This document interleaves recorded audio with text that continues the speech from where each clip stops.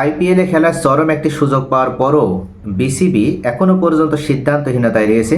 IPL 2025 সেশনে Lucknow super giants এবং KKR অর্থাৎ কলকাতা নাইট রাইডার্স এই দুইটা দলের পক্ষ থেকে বাংলাদেশের দুইটা বলার অর্থাৎ বাংলাদেশ দলের মূল প্রাণ বলা চলে তাসকিন আহমদ এবং মুস্তাফিজুর রহমান। মুস্তাফিজুর রহমান একজন পরীক্ষিত বলার। আইপিএলে তার অনেক ইতিহাস রয়েছে, আইপিএলে তার অনেক ভালো ভালো ম্যাচ রয়েছে। এই কারণে প্রিমিয়ার লিগ আইপিএলের পক্ষ থেকে সেটা নতুন করে তাদের আর জানা বোঝার কোনো দরকার নেই। তাদের একটা বোলিং ঘাটতি পূরণের জন্য কলকাতা নাইট রাইডার্সের পক্ষ থেকে মুস্তাফিজুর রহমানকে দলে ভেড়ানোর জন্য বিসিবির কাছে বলা হয় এবং তারা আগ্রহ প্রকাশ করে, বিসিবির সাথে যোগাযোগও করে। এরপর পরে লখনৌ সুপার জায়ান্টস তারা বর্তমান বাংলাদেশের টপ লিস্টের ক্রিকেটার, অর্থাৎ টপ লিস্ট বলতে বোঝাচ্ছি 2025 সালে যে কেন্দ্রীয় চুক্তি প্রকাশ হয়েছে, এই কেন্দ্রীয় চুক্তিতে A+ ক্যাটাগরির একমাত্র খেলোয়াড় হচ্ছে তাসকিন আহমেদ এবং তাসকিন আহমেদকে লখনৌ সুপার জায়ান্ট তাদের দলে নেওয়ার জন্য ইচ্ছা প্রকাশ করেছে।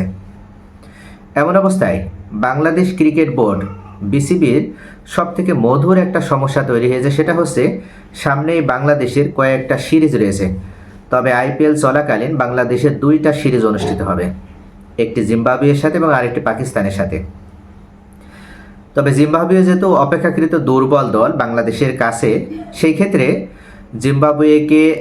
জিম্বাবুয়ের বিপক্ষে আমরা মনে করি যে মুস্তাফিজুর রহমান এবং তাসকিন আহমেদ তারা না থাকলেও আমাদের খুব একটা বড় সমস্যা হবে না, যেহেতু টিম সেট আপে আমাদের আরও বিকল্প রয়েছে।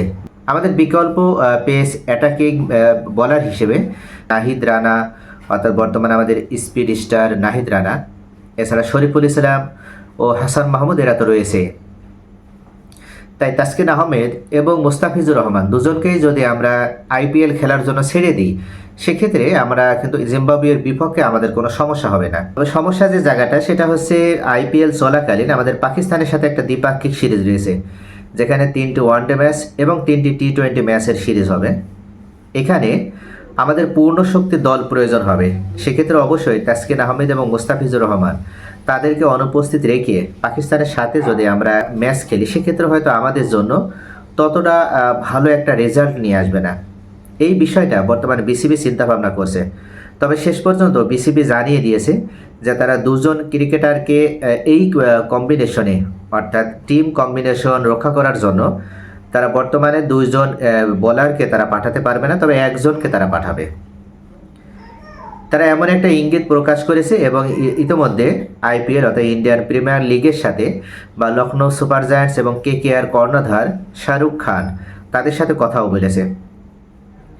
এদিক থেকে আমরা মনে করি যে যদি তাসকিন আহমেদকে পাঠানো যায়, সেক্ষেত্রে আমাদের দুইটা কিন্তু সুবিধা হবে।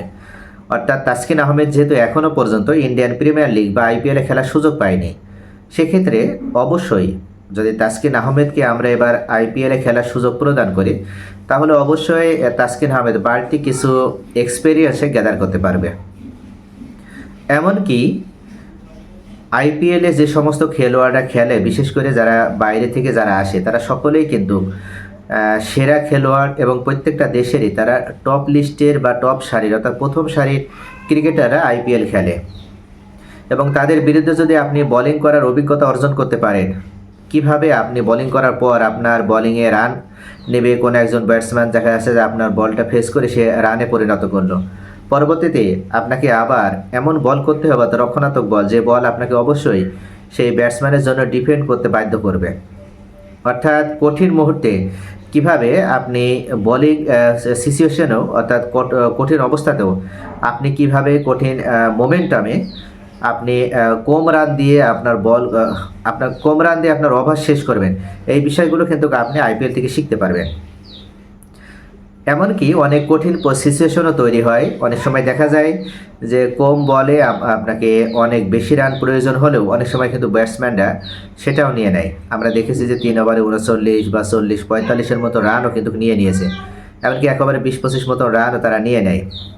এদিক বিবেচনায় যদি আমরা তাসকিন আহমেদকে এই আইপিএলে খেলার সুযোগ দিই, তাহলে অবশ্যই সে ভালো ব্যাটসম্যানের বিরুদ্ধে বল করার মাধ্যমে কিভাবে লাস্টের দিকে অর্থাৎ ডেথ ওভারগুলোতে ভালো বোলিং করে রান কম দেওয়া যায় সেই বিষয়ে তিনি ভালো একটা অভিজ্ঞতা অর্জন করতে পারবে। তাই আমার কাছে মনে হয় যে তাসকিন আহমেদকে এবার আইপিএল খেলার সুযোগটা দেওয়াই যেতে পারে। এখানে আরও একটি বিষয় উল্লেখ, সেটা হচ্ছে তাসকিন আহমেদ যেহেতু বর্তমান বাংলাদেশের একমাত্র A+ ক্যাটাগরির খেলোয়াড়, তাই যদি তাসকিন আহমেদকে না ছাড়া হয় তাহলে অবশ্যই মুস্তাফিজুর রহমানকে তো ছাড়া যেতেই পারে। আর মুস্তাফিজুর রহমান বর্তমান বাংলাদেশে খুব একটা তিনি ভালো পারফর্মও করতে পারছে না। বিশেষ করে আমরা আইসিসি চ্যাম্পিয়ন্স ট্রফি দেখেছি যে নিষ্প্রভ একটা পারফরমেন্স মুস্তাফিজুর রহমান দেখিয়েছে। আগের মতন সেই কাটার, অর্থাৎ তাকে কাটার মাস্টার বলা হলো, আগের মতন সেই বল মুস্তাফিজুর রহমান কিন্তু এখন আর করতে পারে না। তাই আমাদের পাকিস্তান যে সিরিজটা রয়েছে, দ্বিপাক্ষিক সিরিজ, পাকিস্তান সিরিজে আমাদের অবশ্যই তাসকিন আহমেদকে প্রয়োজন হবে। তাই এখানে মুস্তাফিজুর রহমানকে আমরা যদি এবার আইপিএলে পাঠাই, সেক্ষেত্রে KKR-এ খেলার সুযোগ পাচ্ছে মুস্তাফিজুর রহমান, এবং মুস্তাফিজুর রহমান নিজেকে আরও একটু ঝালিয়ে নেওয়ারও সুযোগ পাবে। যেহেতু মুস্তাফিজুর রহমান আমাদের বাংলাদেশের অন্যতম একটা বড় সম্পদ, আমরা কিন্তু সকলে এক্সপেক্ট করি তার থেকে ভালো পারফরমেন্স। তাই অবশ্যই সে যদি আইপিএল খেলার সুযোগ পায় তাহলে আইপিএলে বড় বড় টিম ম্যানেজমেন্ট, ভালো কোচ, এমনকি সেখানে বোলিং কোচ থেকে শুরু করে ফিল্ড ম্যানেজমেন্ট থেকে শুরু করে, অর্থাৎ সকল খেলোয়াড়দের সাথে সে যখন কথা বলার সুযোগ পাবে, ভালো ভালো বলারের সাথে মেশার সুযোগ পাবে, সেদিক থেকে অবশ্যই মুস্তাফিজুর রহমান হয়তো কামব্যাক করতে পারবে এবং তার সমস্যা যে জায়গায় সেই সমস্যাগুলো সে ফাইন্ড আউট করতে পারবে, এবং সেটা ফাইন্ড আউট করার মাধ্যমে সে তার আগে সে ছন্দে ফিরে আসতে পারবে। তা অবশ্যই আমার কাছে মনে হয় যে তাসকিন আহমেদের পরিবর্তে মুস্তাফিজুর রহমানকে এবারের আইপিএলে পাঠানো যেতে পারে।